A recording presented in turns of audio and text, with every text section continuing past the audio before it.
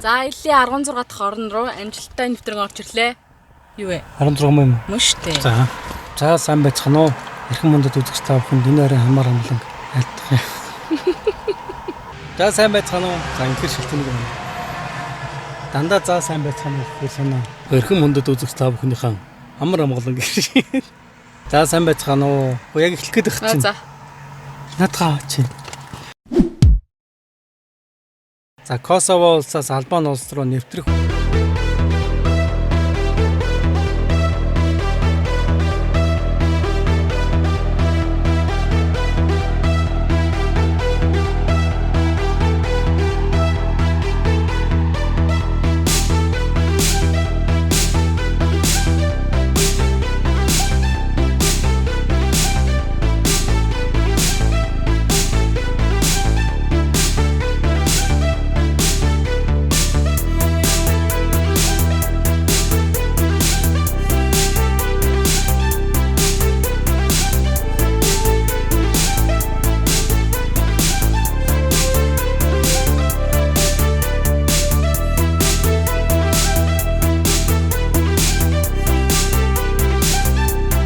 дүүбэл 2 Тэрэлхийдээ Албанид ороод ирсэн байна. Ерөнхийдөө бол бүр ингээд аяанда жоохон ядралтын тийм шинж тэмдэг одооноос ажиглагдаж эхэлж байна. Бид хоёр ядралтанд нэг юм маш их чухал нөлөө үзүүлдэг. Тэр бол машины эйр кондишны асуудал те. Яасан байх нь кондишн эвдэрсэн байх нь. Энэ бичлэгээр бол өглөө Македонд, өдөр Косовод, орой Албанд. За яг зүгээр эхлэх үү тэгвэл. За.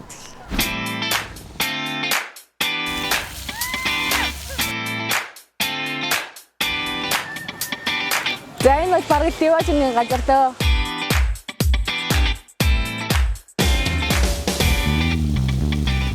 За энэ Албани улсын хувьд гэвэл тэртээ 1949 онд Монгол улстай дипломат харилцаа тогтоосон. Манай Монгол улсыг тусгаар тогтноход хамгийн эхэлж зөвшөөрсөн 3 орны нэг нь бол Албан улс. Бяцхан хүүхдүүд битэрийг бас жоохон онцгүй хүлээж авсан байгаа. Тийм тэр хүүхдүүд зүүн гарынхаа 5% голын хурууг биднэрт удаан дараалан үзүүлсэн. За энэ бол нэг их сайхан санагдаагүй. Тэр хүүхдүүд бид хоёрыг нихао хэмээн дуудсан. Хятад гэж андуурсан бололтой байсан. Ойролцоогоор 29,000 км² газар нутагтай.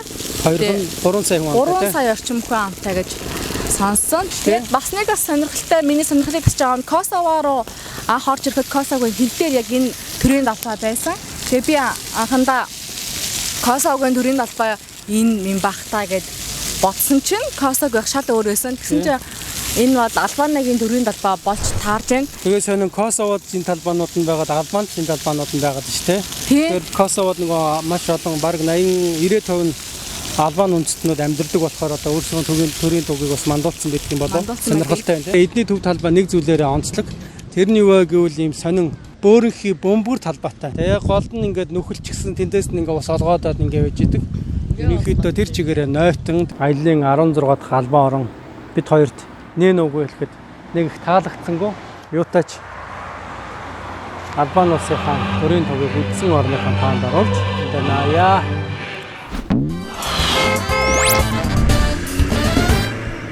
За Албани улсаас гарах гэж бол маш их зүйл боллоо. Ягаад гэвэл Албани улс маш нарийнхан замтай. Тэр нь маш их төгж ирдэг. Хүмүүс нь ямар засаг замраагүй давхдаг 7 цагийн хугацаанд 100 км замыг тоолж ирлээ. За та Монтенегро улсад орж ирэхин тулд нэг ийм даатгал төлөх ёстой юм байна. За энэ бол хамгийн багадаа 15 өдрөөрөө 15 еврогийн төлбөртэй. Косово улсыг бодвол нэг гараараа бичдэг учраас нэг систем дээр хайж бүртгэхийн зовлон байсангүй. Бурхан минь би одоо насаараа энд сууж байна. Анхудаа Монголоос машинтай ирж байгаа хүн харж байна. Юу хийж яваа юм бэ энд ч одоо монголч хаана байна гэдэг газрын зураг гаргаж ирж хараад тэгээд бурхан минь та хоёр одоо энд одоо яаж яваад ямар салхин үлдээгээд энэ та хоёрыг аваад ирвэ гэд бүр тэр даатгалынхын хүн цагдаа нь бүр гайхаад исэн. За ер нь энэ хавийн улсууд бол маш жижигхэн ойрхон учраас ер нь бол том километртэй бид хоёр бол 25,000 км замыг тоолж ирсэн. За том километр сонсоод бол ер нь харавхаа шахаж байна. Яг л энэ бол манай нэг сумын хэмжээтэй л жижигхэн газар нутагтай улс байгаа тийм.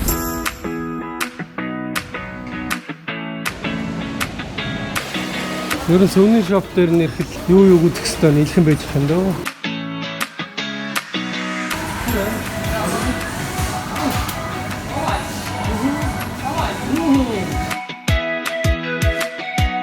Хоёр цайгаа ууж ийн. Тааш харамсалтай нь. Хоёрын ард нэг машин завыг маань яг тагил зогсоод хөрс оруулж ин таарш шанаас. Өнөр та нар нь ямар байна? Би яасан байх вэ? Би гонхно.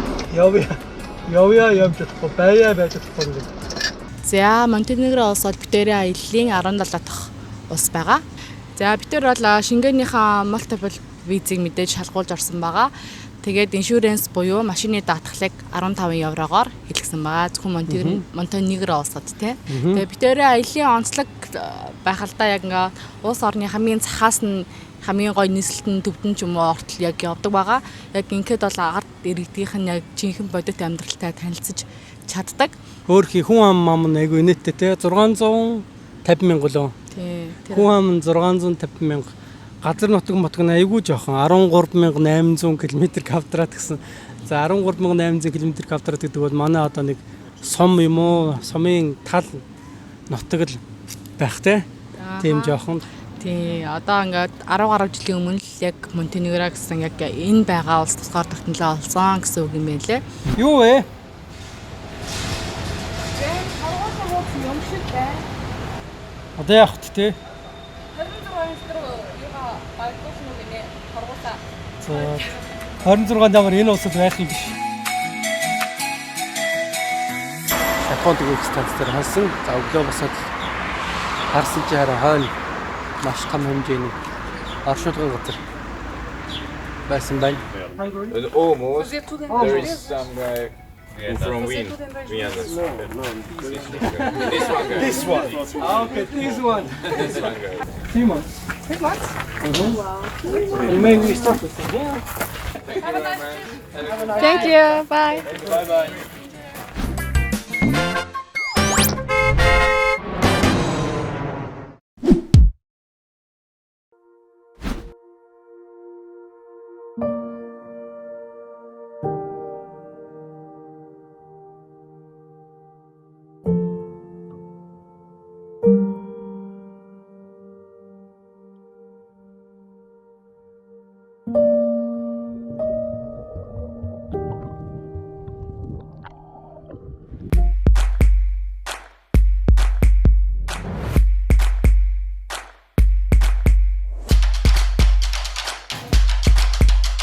За бид хоёрын аялал гайхамшигтай сайхан үргэлжилсээр за Монгол дугаартай машинтайгаа Босни and Герцеговина гэдэг улсад орж ирсэн байна. За яг энэ ард харагдаж байгаа түнэл, спа, кока, колора гэсэн юм бичгтэй жижигхэн энгийн байшин бол дайны үед асар их үүрэг гүйцэтгсэн нууцыг хадгалж байгаа байшин.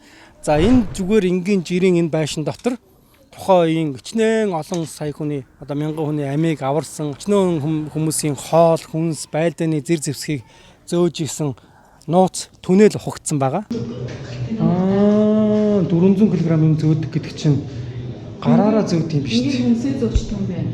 Тийм байна. Ингээд чаа шахацсан хүнээ зөөчтэй юм байна. Шахацсан. Тэгээ энэ чинь өөртөө ингэж төрж гүйдэг юм байсан биз дээ зайлшгүй тий. Тэгээ энэ дээр 400 кг ачаад тэг явдаг байсан гэдэг ба шүү тий. За энэ түнэлт нь болохоор 1993 оны 3 сарын 1-нд яг баригдаж эхэлсэн байт юм байлээ.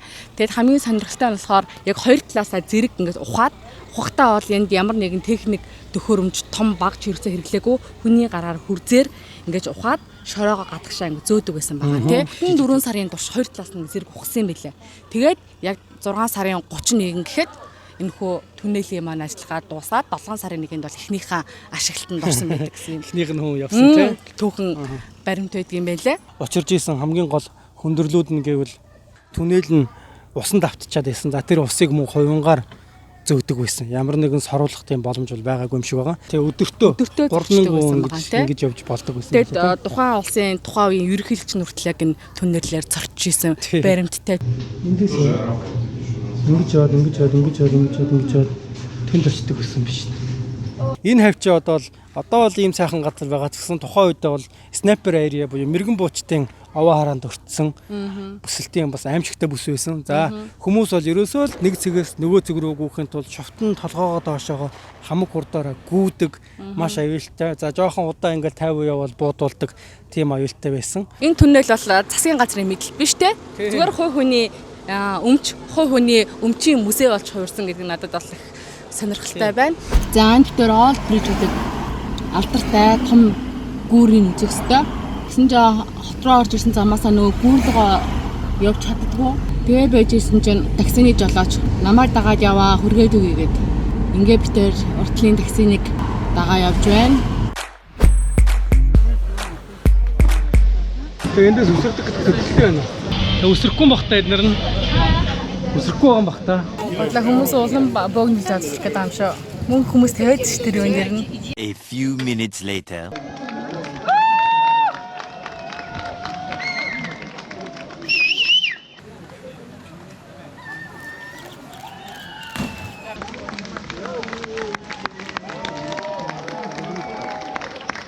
За ингээд бас нэг Хэцэгёмын улсад ирсэн хүн болгоны үзэх ёстой маш гоё байгалийн үзлэн төгс хүрхрээр ирж явнаа. Усан хүрхрээрийн нэрийг бол Кравица гэдэг. Энэ бол жижигхэн юм парк. Парк руу ороход бол нэг хүний 5 евро төлдөм байлээ.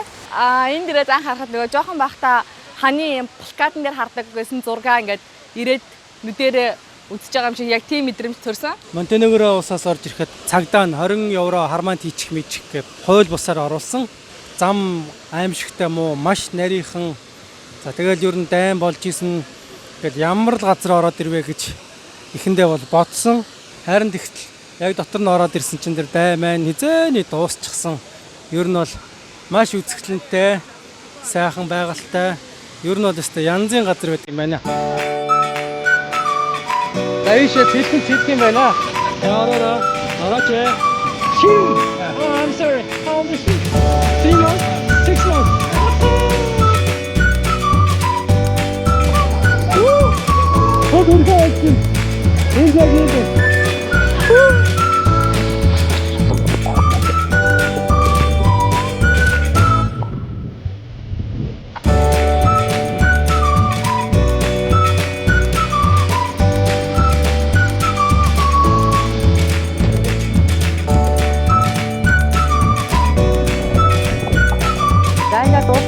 Ороос гарахынхаа өмнө битээр уламжлалт тасан нэгэн ёслолын арга хэмжээ буюу үйл ажиллагаа явуулдаг байгаа. Энэ бол тухайн улсыг битээр амжилтаар үзлээ, амжилтаар аяллаа гэж тооцоод тухайн улсынхаа төрийн далбааг өөрснийхөө боксын дээр наадаг байгаа. Монтенегро улсын далбааг битээр бэлдээгүй, битээр одоо бэлсэн туг далбаад ягц ч юмэрсөө Монтенегро улс маань орхигдсон байсан. Тийм болохоор тэрийг нөхөж наана гэд би нэг улсын далбааны зай орхиод ингээд Босны улсынхаа тэрэн далбааг би энд налаа.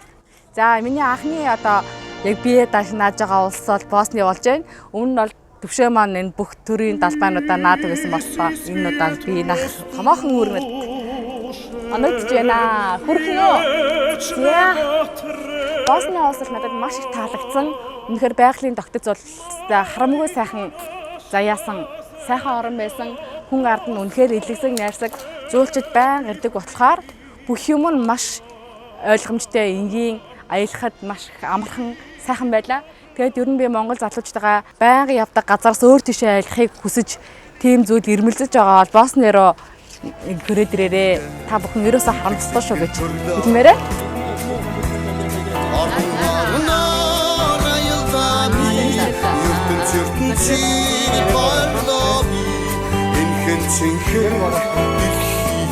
Амжилт